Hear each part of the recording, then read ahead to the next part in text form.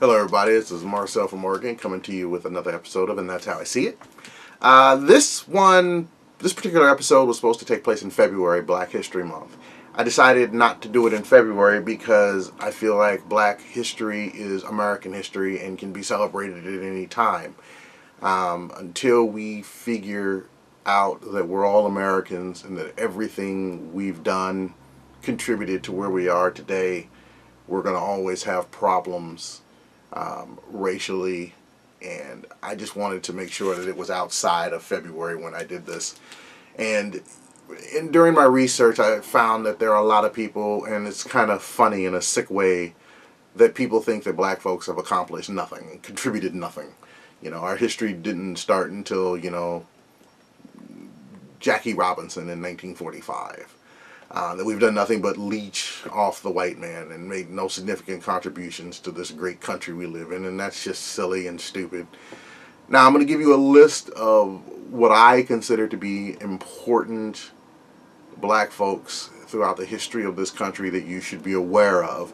Some are inventors, some have just made great accomplishments, and now there are some where they were in the chemistry world where they're going to be words that I've had issues pronouncing. So bear with me with that. And we'll start the list off with Alice Augusta Ball. She was born July 24th, 1892, and she died December 31st, 1916. She was only 24 years old. She went to Seattle High School, which is just up the road from me, and she got top grades in science and chemistry. She graduated in 1910, and she went to University of Washington to study chemistry. And while she was there, she earned bachelor's degrees in pharmaceutical chemistry and pharmacy. Along with her pharmacy instructor, she published a 10-page article in the prestigious Journal of the American Chemical Society entitled, and this is one of the words I'm probably going to mispronounce, benzylation in ether solution. Now, following her graduation, she was offered scholarships to attend the University of California, Berkeley, and the University of Hawaii. Now, coincidentally, she's from Hawaii, and she decided to go back home. And she got a master's degree in chemistry, and in 1915 became the first woman and the first African American to graduate with a master's degree from the University of Hawaii. Now, in her postgraduate research at the University of Hawaii, she and one of her co-workers, Harry T. Holloman, they developed a method to isolate active chemical compounds in a certain oil. The oil had been used in the treatment of Hansen's disease, which is better known to the layperson as leprosy. And it had mixed results. And most of the patients didn't like it because it tasted bitter and caused an upset stomach. So what she did was she developed a process to isolate the ethyl esters of the fatty acids in the oil so that it could be injected, but died before she could publish her results. And her results, when published, were outstanding. Then we have Frederick McKinley Jones. May 17th, 1893 was his birth. February 21st, 1961 is when he died. Now, he didn't develop or invent air conditioners. He developed a way to put air conditioners and make them portable into trucks for perishable food so they don't spoil. And he received a patent for that on July 12, 1940. Now, he sold his company for $3 million to U.S. Thermal Control Company. Later became the Thermo King Corporation in 1949. And portable units designed by Mr. Jones were all over the place and were especially important during World War II, preserving blood, medicine, food for use at Army hospitals and on the open battlefield. Then you have Henry Blair from 1807 to 1860. Not much is known about him, but he was the second African American to receive a patent. Now, he was born, what we do know about him is that he was born in Glen Ross, Maryland in 1807. His first invention was a seed planter, patented in October 14th, 1834, which allowed farmers to plant more corn using less labor in a smaller amount of time. Now, on August 31st, 1836, he obtained a patent for a cotton planter. The invention worked by splitting the ground with two shovel-like blades, which were pulled along by a horse. If you guys have seen any of those videos of farmers planting, they still use something similar to that design today. And a wheel-driven cylinder followed from behind, dropped the seeds into the newly plowed ground. He had been a successful farmer for years and developed the inventions as means of increasing efficiency in farming.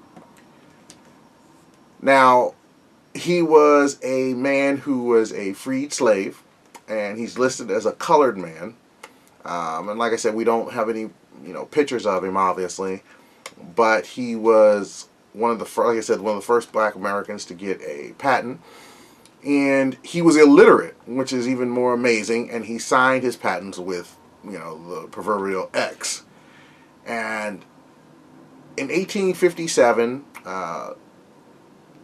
some guy challenged him that because he was a freed slave, that when he did his inventions, he was still a slave. So the slave owner owned all the fruits of the slave labor, including the slave's inventions, which resulted in a change of the law in 1858, which stated that slaves were not citizens and therefore could not hold patents. After the American Civil War in 1871, the law was changed to grant all men, but not women, patent rights. He died in 1860. Then there's Otis Frank Blinken, born August 29th, 1920, and he died March 13th, 1982. He was an African-American inventor and engineer, and his mother was a homemaker, father was a carpenter, became a minister. Now, he moved to Chicago, where he studied at the Illinois Institute of Technology. He dropped out after 2 years. Some people say, that he couldn't afford tuition. But he left for an employment opportunity and did not have time to finish his degree. He was discovered and mentored by Dr. Hal F. Fruth, an engineer and inventor with his own laboratory, and they would collaborate on a number of research projects. Mr. Blinken, in his lifetime, ultimately invented more than 25 electronic devices. One of his early inventions was an improved electrical resistor for computers, radios, TVs, and an assortment of other electronic devices. Now, other notable inventions include the variable resistor that's used in guided missiles, and small component thick film resistors for computers. Now, here's the best part.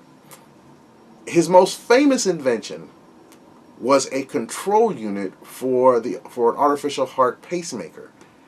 And the device essentially uses electrical impulses to maintain a regular heartbeat. And ironically, Blinken himself died of heart failure in 1982. And then there is Charlie Ward Chappell. Don't know if he's any relation to David Chappell. Born in 1872, died in 1941, designed long-distance flight airplanes.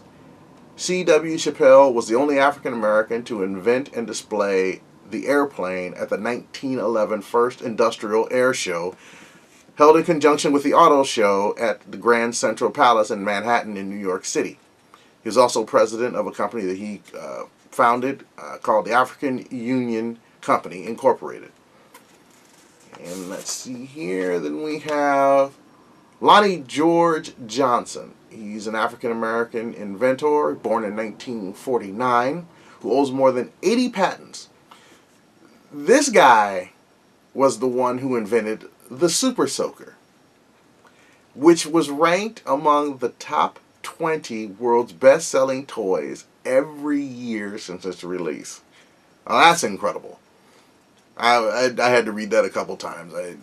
One, I didn't know the Super Soaker was that popular. Two, had no idea a brother invented it. Then you have Louis Latimer, born September 4th, 1848, and died December 11th, 1928. He was an inventor and draftsman. He was born in Chelsea, Massachusetts, and let's see here. Latimer ran away to freedom in Boston, Massachusetts in October 1842, along with his wife Rebecca, who had been the slave of another man. Now, this is where we get into all the slave stuff, because it was, pre us being free. When Gray, the owner, appeared in Boston to take them back to Virginia, it became a noted case in the movement for the abolition of slavery, gaining involvement of such abolitionists as William Lloyd Garrison. Eventually, funds were raised to pay $400 for the freedom of Mr. Latimer. Latimer joined the U.S. Navy at 15 on September 16, 1863, and served as landsman on the USS Mascot. After receiving an honorable discharge from the Navy in July 3, 1865, he gained employment as an office worker with a patent law firm, Crosby, Halstead, and Gould, with an average salary of $3 per week. He learned how to use a set square, ruler, and other tools. Later, his boss recognized his talents for sketching and patent drawing. He was promoted to the position of head draftsman, earning $20 a week by 1872. And he co-patented with Charles W. Brown an improved toilet system for railroad cars called the water closet. Now, in 1867, Alexander Graham Bell, the inventor of the phone, employed Mr. Latimer, who was then a draftsman at Bell's patent firm, to draft the necessary drawings required to receive a patent for Mr. Bell's telephone. 1879, he moved to Bridgeport, Connecticut with his brother William, mother Rebecca, and his wife Mary. Other family members were already living there, and he was hired as an assistant manager and draftsman for the U.S. Electrical Lighting Company, a company owned by Hiram Maxim, a rival of Mr. Thomas Edison. Latimer received a patent in 1881 for what's called the process of manufacturing carbons. That is an improved method for the production of carbon filaments used in light bulbs. Light bulbs. Thomas Edison.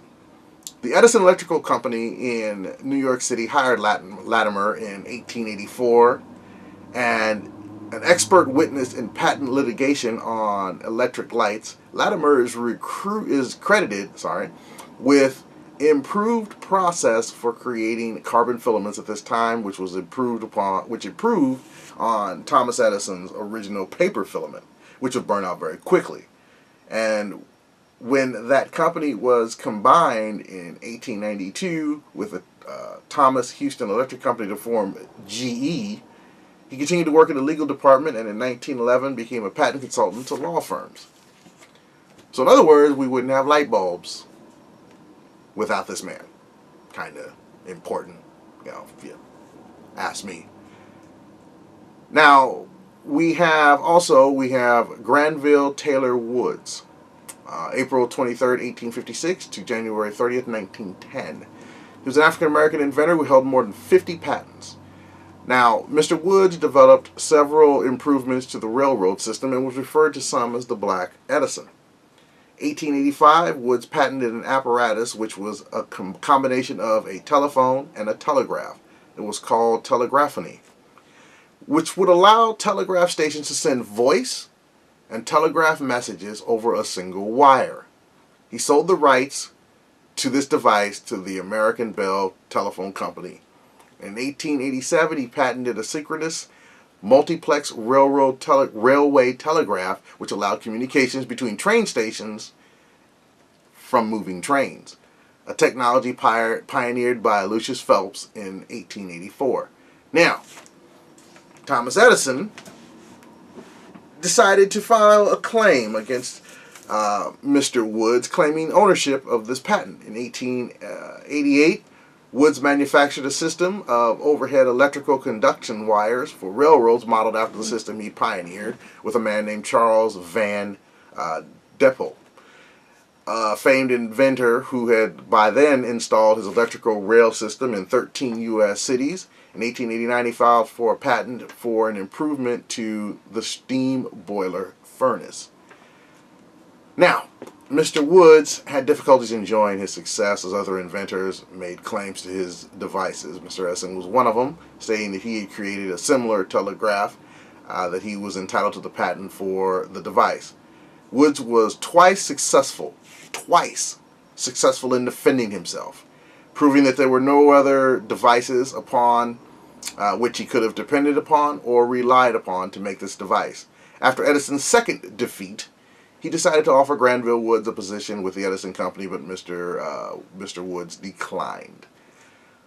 So even with this small list, you can see the contributions Black Americans have made to this society, and that we should be getting due credit for this in both history classes, science classes, and stop with the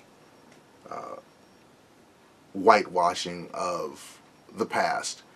It's time that black folks who did great things in the recent past and the distant past get acknowledged, so that future generations don't look at Black Americans as simply singers, dancers, and athletes.